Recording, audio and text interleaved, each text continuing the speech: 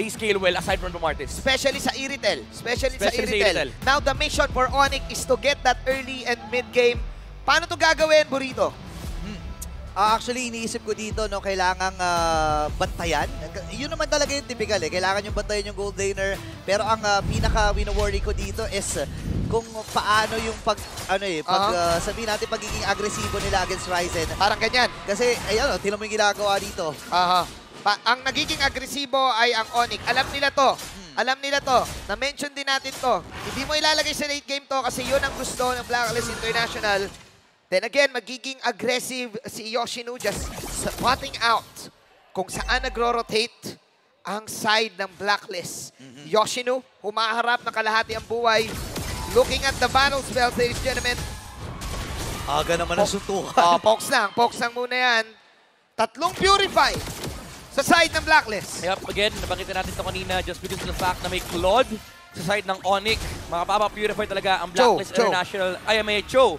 Ang Onyx, mapapa-purify talaga ang Blacklist. But then again, you have to think na yung early to mid-game fights ng Onyx, medyo wala silang paki kung ipa-purify mo. Kasi ang pinakamalaking factor dito for Onyx is yung damage na meron sila. Yeah, and this siguro ang isa sa mga i-consider mo dito, no, yung Martis against this Fredrin. Medyo medyo snowball reliant ang isang Martis. Kapag hindi siya nakakuha ng magandang early game, medyo questionable yung mid to late.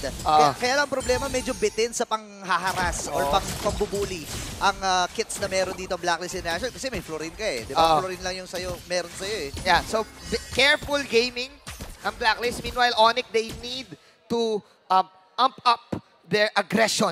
Meron sila dito, every time na online ang Flicker, Ultimate Penalty Zone, The Way of the Dragon, bait mo yung mga Purifies like that. Kasi kayang-kaya yung damage. And yun yung pressure ngayon kay Class S na halimaw. Ryzen, you need to snowball. You need to get that snowball for you to help your allies get those kills. Half health ang Turtle. Oops, si Yoshino dito. Wala pa siyang Way of the Dragon. Bababa sa 3K yung buhay. Sensui, andun na yung 4 na members. Pero dito Flicker, and yung onward. Habang meron din pero Sensui makakuha ng Red 3 doon and first blood. Siya rin ang makakasungkit. Ngayon, layuan muna. Bababa sa 10% yung buhay ni Yoshino. Pero may pag-agaw ng Purple Pump agad para sa Blacklist International. Magiging successful ba ito? Nandun si Yoshino? Yes! Makuha niya. Double the trouble. That is a Turtle and a Purple. Sabi ni Sensui, okay, finally, nakabawi na ako. Gets ng Blacklist talaga yung mga Turtle dances. Yung team fight na yun, it became awkward for Onyx nung hindi nag-level 4 si Gem. Trinis ni Edward yung XP lane tas hindi nagpapakita yung Fredrin. Kaya naman nag-rush din yung Blacklist International sa pag-clear ng mid lane. Although pinopoke sila ni Ryzen pati ng Super Prince.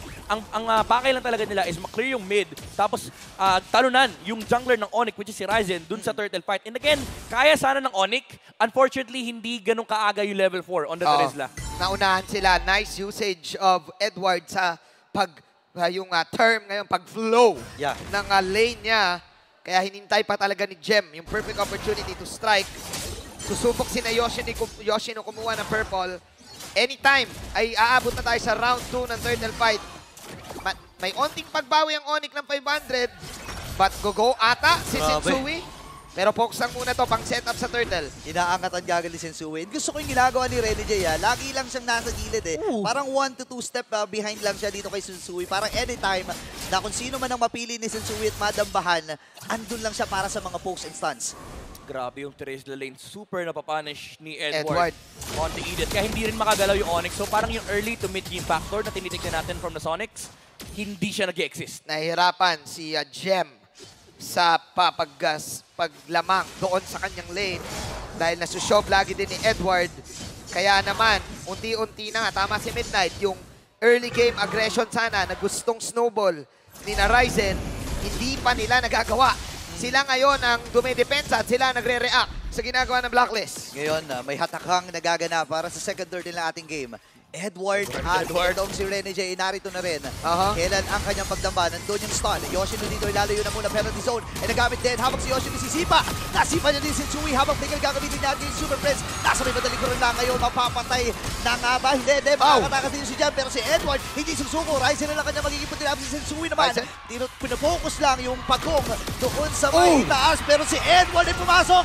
Kaya lang bitin pa yung damage ni Yue, Edward at ni Rene J. Kaya sabi nila, sige, yung pagong na lang. At walang contest sa Turtle. Blacklist International, Free Turtle, Edward on a roll on this game. 1-0-1. Super important nung flicker ni Edward na yun kasi na-force out na yung retry. Nung nakita nila na na-force out yung retry, hindi na nag-retry si Sui doon sa Turtle. Kinuha pa niya yung orange. This is just insane jungle control coming out from Blacklist International. And again, dahil sa jungle control ng Blacklist, hindi na nag-exist yung early to mid-game presence ng Onyx. And ngayon may salubong ang nagaganap. Mapapansin mo, hindi rin makababad sa teamfight ang Onyx dahil doon sa mga glooms ni Yue. Hindi mo siya mapapansin sa umpisa, pero eventually, kapag sumasabog din na sumasabog yan, pumuputok na Nawala na yung threat. 5 minutes. If you're Onyx, you want to make plays in the first few minutes of the game. That's the execution. That's the plan. Ngayon na nakakuha na ng items na kapag kumbaga, ganda na ng pagka-insured ng Blacklist na hindi sila agad mapipick up. First 2 items pa lang, goods na sila. Kaya naman sila na humaharap. Kumbaga, yung late game, inevitable na sa utak ng Onyx Philippines. Although hindi naman ganun kalaki yung guarantee for Blacklist International. Pero ang pinakamalaking problema kasi ng Onyx is, number 1, wala kang catch kay Claude. Kahit sabi mong may choke naka-purify si Oheb. Yun nga Tsaka ngayon, si Ryzen dito bikilit. Habang andun na rin yung ultimate. This time, layuan mo lang ko pala ng Onyx Philippines. Yung Bloom pala na ulti, dito ni Rene J nagamit niya. Kaya pala biglang angat yung buhay dito ni Sui. Parang walang nangyari. Pero ngayon, may mangyayari dito sa may bandang gitna. Edward, with that Earth Shatter. Pero na muna, ceasefire muna. All of these are just setups para sa side ng Turtle. May switch na nagagawin ang Blacklist International. They're holding on the line, knowing this team. Alam nila kapag lamang sila at ngayon, disiplinado sila na flow mo muna yung mid. Magsiset up tayo ng Turtle. Hitay nilang mauna si Yoshino. Nasa stand si Yoshino ngayon. Aray, kalahati ka agad yung buhay. Grabe yung Claude! Ang sakit ng normal hits. Early game pa lang para sa isang Claude, pero bumabakat na bawat atake niya Gumuguhit na yung Golden Staff. Gumuguhit na rin yung DHS. At gumuhit na rin ang pangatlong Turtle sa side ng Blacklist. Sobrang ganda nung ginagawa ni Oheb. He's trading the time to farm to just, zone out yung enemy heroes. Kasi alam niya, at that point, wala namang kayang gawin yung Onyx sa kanya. So instead na mag-farm ako, kunin ko muna attention ng Onyx. Free Turtle para kay Sensui. Okay. Yoshino rito naghahanap siya kanina May plano siya May flicker pa naman siya na available. So any moment pwede siyang sumipa. Kaya lang nag-iisip siya, sino sisipain ko dito? 3 yung Purify At si Yue, si Renegade. Kung di man kumagat yung Purify, may Black Shoes pa. Diba? Ang dami mo kukonsider Tsaka super hirap sipain ng Fredrin by the way. Sobra. Maling tune po mo lang, mga 5 seconds ka nakastun. Parang ikaw pa yung malulugi. Parang ikaw pa yung malulugi. Paglapit mo, may energy eruption, may knock-up, tapos nagdadash. May taunt. May taunt, di ba? Parang nakaka-bad trip kung abulin yan Ang magandang ginagawa ng Onyx though, saglit, Isa yon. Dahil na, I think that was a miscalculation from Yue, disrespecting the damage. Then again, ang magandang ginagawa ng Onyx, kahit alam nilang lugi sila sa early, hindi nila hinahayaan mabasag yung mid. Inaapat nila yung mid just to clear the wave sa mid. And actually, sobrang masasabi natin na binibigay importansya yan kasi it opens up yung purple and orange as mas maluwag na ang pwedeng daanan ng kung sino mang kupunan na makakuha ng gitna. Pero dito kasi sa nangyayari ngayon, Blacklist International, alam nila na kontrolado na nila yung nagiging sitwasyon. Yung early game na threat mula dun sa mga members ng Onyx Philippines ay wala na. So pupunta na tayo sa mid part. And yung goal dito, si Oheb pa rin nakakalamang May damage pa rin ng Onyx Hindi pwedeng basta-bastahin ng Blacklist to dahil nga sinabi natin kanina. But there's the initiation! Andun yung Earth Shatter pero makakatakas with that Mortal Coil. Ngayon, pokes lamang for both parties. Si Yoshino ay nandun sa may gilid. Any moment pwede sumipa ito.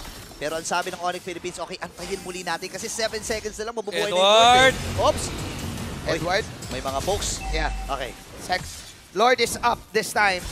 Onyx has their items this time. Hindi rin ganon kadami yung deaths nila, 2 lang.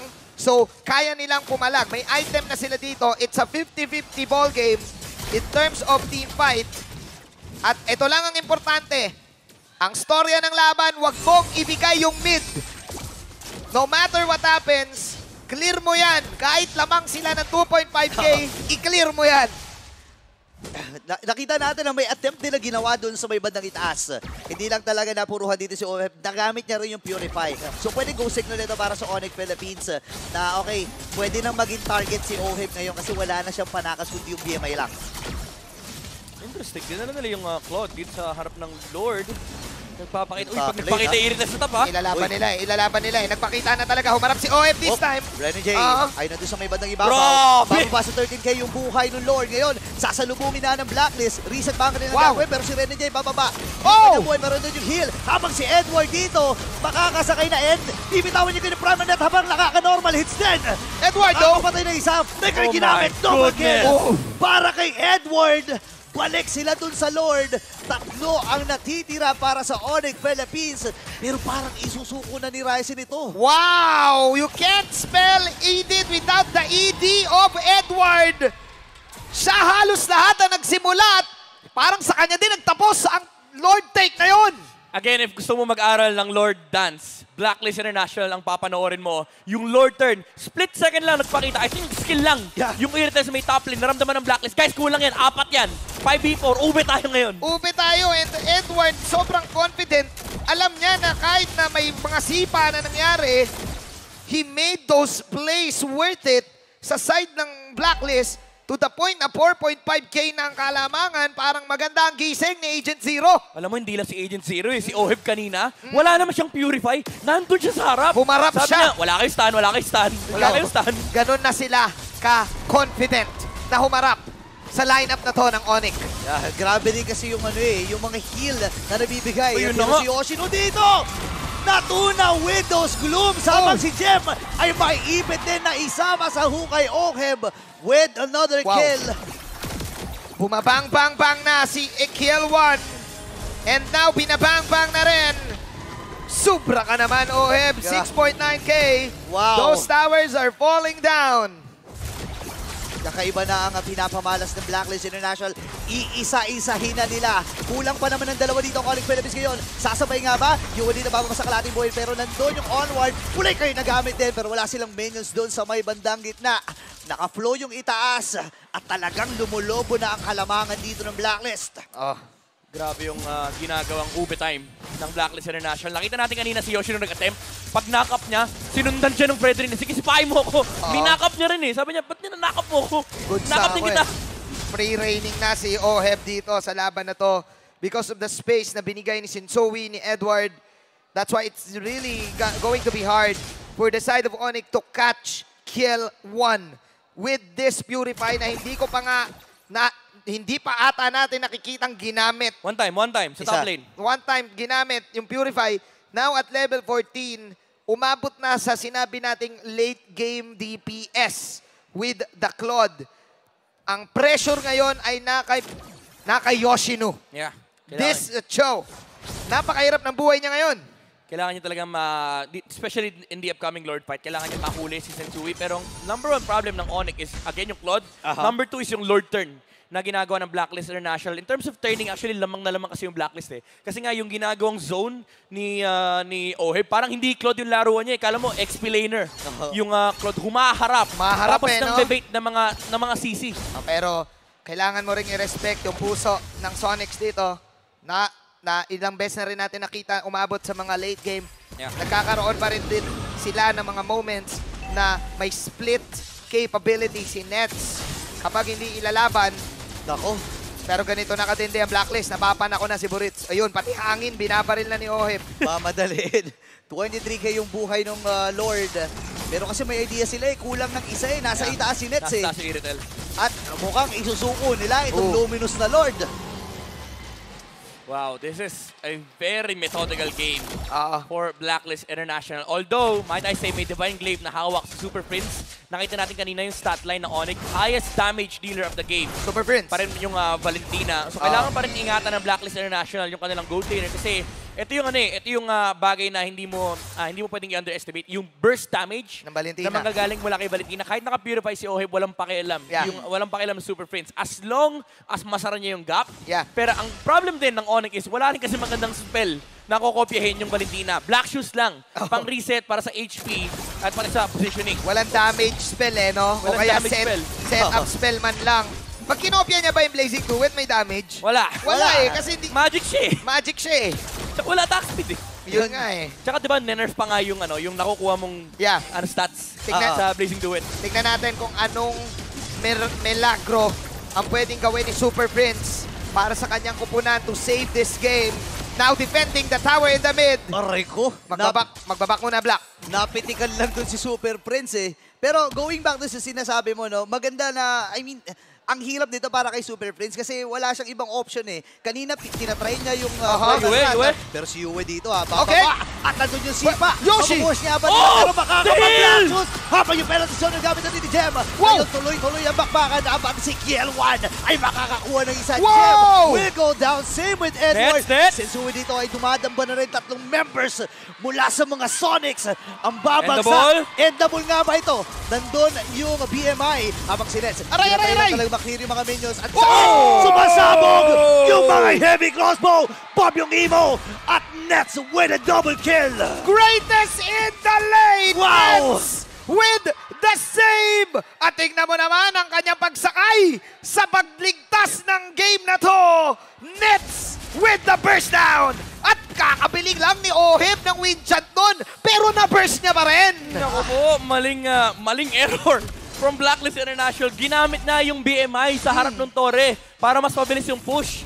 Ang problema, may ultimate pa. Si Nets meron pang heavy crossbow. Kaya pag talon niya, walang pantakas. Si Oheb, sabi ni Oheb, sige, tatayo ko na to. Kaya ko to. Ako ang pinakamalakas na gold lane at papatunayan ko sa inyo. Onyx, hoping to get the comeback sa larong to. Nagulat doon ang Blacklist.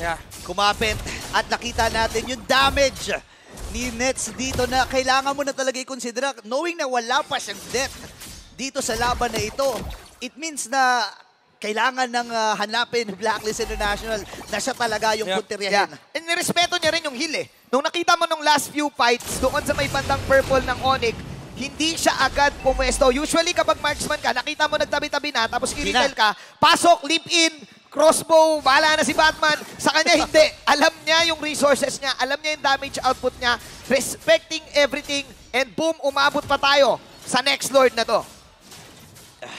Dami nating aabangan dito Sensui at Ryzen.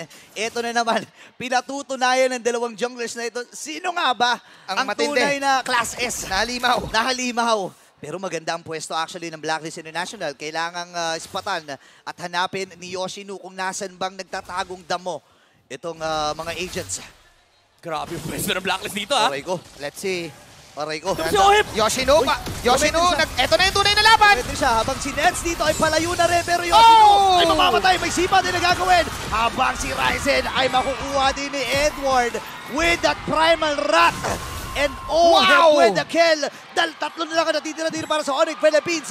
Mukhang endable Sabi ni Edward, kung ikaw ang greatest in the lane, pues ako si Agent Zero with that burst. 12-5. 3 wala sa Onyx. Sensui, the dive na. Pero meron pa sila mga minions dito. Super Prince, kumakapit lang talaga. Pero matutunaw mula doon sa mga glooms. Ngayon, andito na yung puno ng mga minions. At nagre-ready na ang mga agents. No. Mamamatay rin si Yoshino. At game number 1 ay mapupunta sa Blacklist International. That winning moment.